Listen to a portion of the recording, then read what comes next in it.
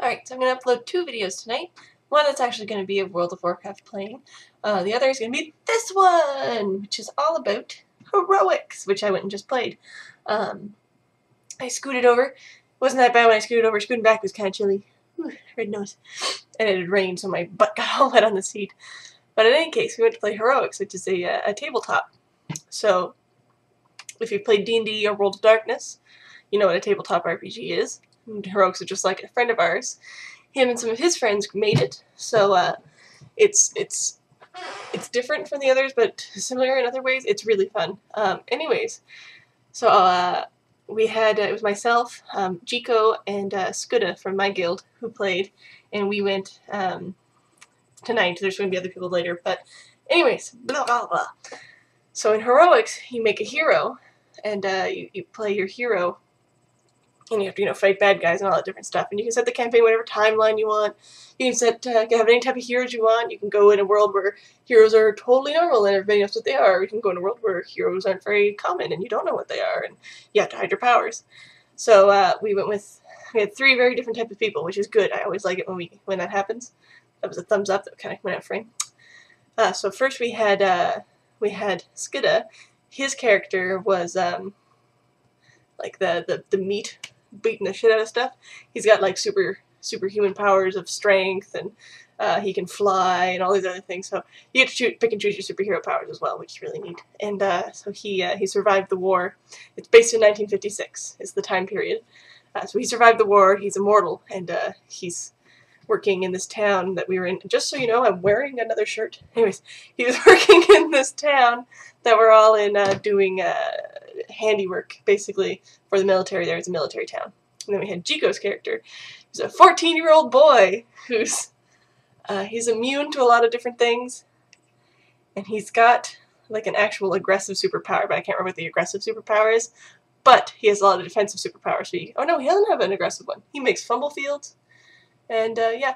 So the only thing he does other than his immunities to like superhuman superpowers, or no, physical attacks and fire, the things he's immune to, he can make fumble fields, which in heroics, you can make a fumble field so that when people roll to do attacks and things, they fumble instead if they roll under a certain amount. And in heroics, when you fumble at something, instead of just, failing at it, there's like if you actually fumble at it, bad stuff happens. Like, you'll throw a ball to hit somebody and you'll fumble, and if you like critical fumble or whatever, it'll be like, the whiplash from throwing the ball somehow sends a vibration down your arm and busts your elbow out. Like, it's really funny the things that can happen. So he makes fumble fields. Other than that, he's a 14-year-old kid, so he can't do very much. And my character, I wanted her to be a tinkerer, be able to create things. So she has super intelligence, so she's crazy smart, crazy perceptive.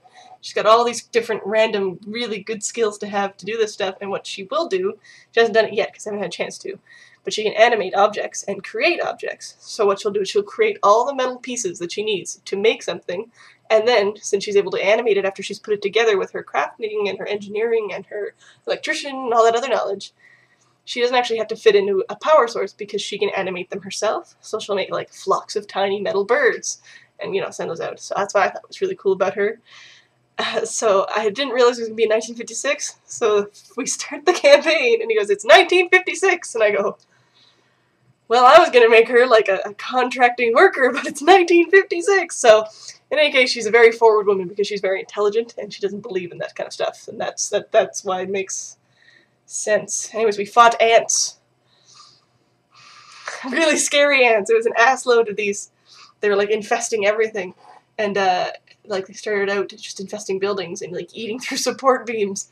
But they're these ants with what I'm gonna guess from what I collected, they have like steel or metal mandibles.